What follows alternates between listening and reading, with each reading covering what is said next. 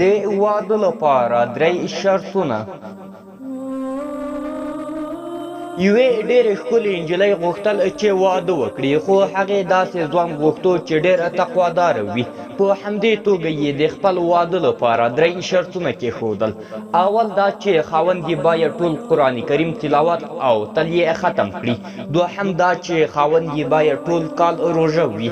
دریم دا چې خاوند یې باید ټوله شپه عبادت وکړي او تل د شپې لخوا ویښ پاتې شي. هر ځوان چې کولی شي دا شرطونه پوره کړي او یا هم له یادو شرطونو سره سم عمل وکړي، نو له هغه سره به واده وکړي. دا چې نجلۍ ډېره ښکلې وه او ډېر خلک ورته په مرکه راتلل، مګر هغوی پوهېدل چې نشي کولی دا شرطونه پر ځای کړي. د څه وخت په تېرېدو سره یو ځوان تیار شو تر څو دا شرطونه ومني او تر سره یې کړي. بالاخره نجلۍ هم ومنله تر څو له هغه سره واده وکړي. د نکاح مراسم یې تر سره شول. د واده لومړۍ شپه تېره شوه.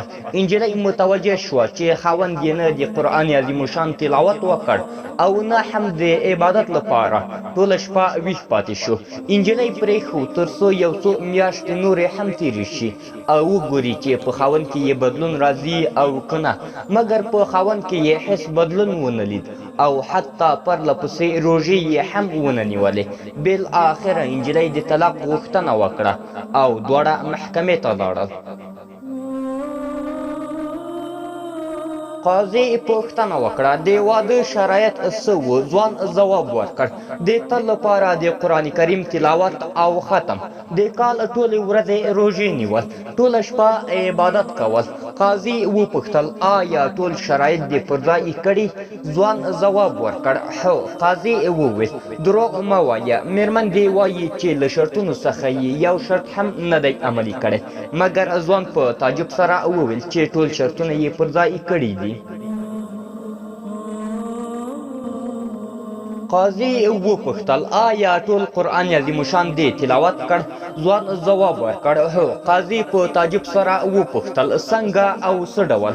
ځوان ځواب ورکړ زه د ورځې 3 ځله د اخلاص سورت وایم او حضرت محمد صلی الله علیه وسلم مبارک فرمایلی دي هر هغه څوک چې 3 ځله د اخلاص سورت ووایي د قرآن کریم د یو ختم سره برابر دی. قاضي پوښتنه وکړه څه ډول د روژې ونیولې؟ ځوان ځواب ورکړ ما د رمضان له میاشتې وروسته د شوال 6 ورځې روژې ونیولې. همدا شان حضرت محمد صلی الله علیه وسلم مبارک فرمایلی دي څوک چې د رمضان میاشت او د شوال میاشت 6 ورځې روژې ونیسي نو داسې ده لکه ټول کال یې چې روژه نیولې وي، یعنې دومره اجر لري لکه ټول کال چې روژه وي.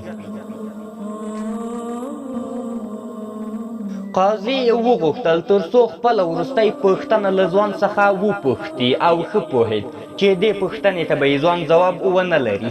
ویې ویل آیا ټوله شپه د عبادت کوو؟ ځوان په ډېره سړه سینه د یوې شېبې لپاره چوپتیا اختیار کړه او بیا یې په مسکا وویل هو. مېرمن او قاضي دواړه د دې ځواب په اورېدو سره حیران شول. قاضي وپوښتل څه ډول؟ ځوان ځواب ورکړ زه تل د ماخستن او سحر لمونځونه په جماعت سره ادا کوم. په دې اړه نبي کریم صلی الله علیه وسلم مبارک فرمایلی دي هر څوک چې د ماخستن او سحر لمونځونه په جماعت ادا کړي الله تعالی به هغه شپه چې د دې دواړو لمونځونو په مابین کې ده ټوله به ورته په عبادت حساب کړي، یعنې دومره اجر به ورکړي لکه ټوله شپه یې چې په عبادت تېره کړې وي. قاضي ځوان ته په حیرانتیا سره وکتل او هوډ یې وکړ تر څو خپله وروستۍ پرېکړه وکړي. مېرمن او خاوند ته یې وویل ستاسو په واده کې هېڅ ستونزه نسته، تاسو تللی شئ.